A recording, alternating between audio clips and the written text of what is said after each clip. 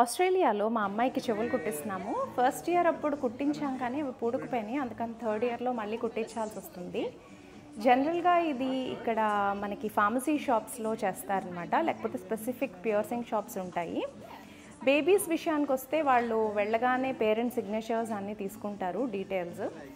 అలాగే మనకి ఇన్స్ట్రక్షన్స్ ఇస్తారు, ఆఫ్టర్ కేర్ ఇన్స్ట్రక్షన్స్ ఎలా చూసుకోవాలి, స్ప్రే ఇస్తారు. సో ఫస్ట్ ఆ అమ్మాయి డాట్స్ మార్క్ చేస్తోందనమాట, 2 చెవులకి మాటల్లో పెట్టి మరిపించి. మనం ఇయర్ రింగ్స్ కూడా సెలెక్ట్ చేసుకోవాలి. ఎక్కువ మోడల్స్ ఏమీ ఉండవు, ఒక స్టోను లేకపోతే ఒక పువ్వు స్టోన్ లాగా డైజీ మోడల్ అనమాట. సో ఇవి మనకి గోల్డ్, సిల్వర్, ప్లాటినం ఇలా ఆప్షన్స్ ఉంటాయి.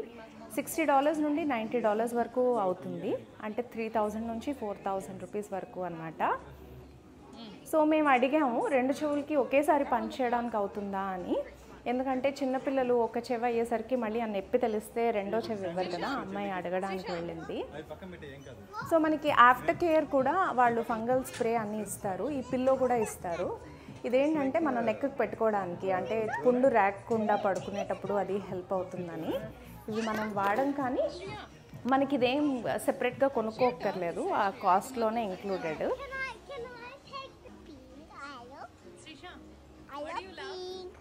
I love pink, I love blue, I love purple, I love green. Markings కరెక్ట్గా పెట్టుకోవాలి మనం. కొంచెం పైకే పెట్టింది ఆ అమ్మాయి, బాగా ఎక్స్పీరియన్స్డ్లా ఉంది. సో ఇద్దరు రెడీ అయిపోయారు, ఇద్దరు ఒకేసారి కొట్టాలని.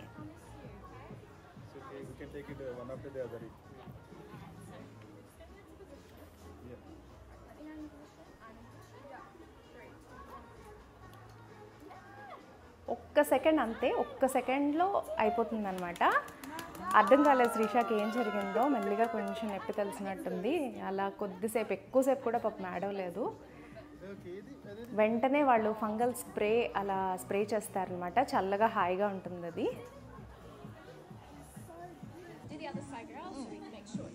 Oh.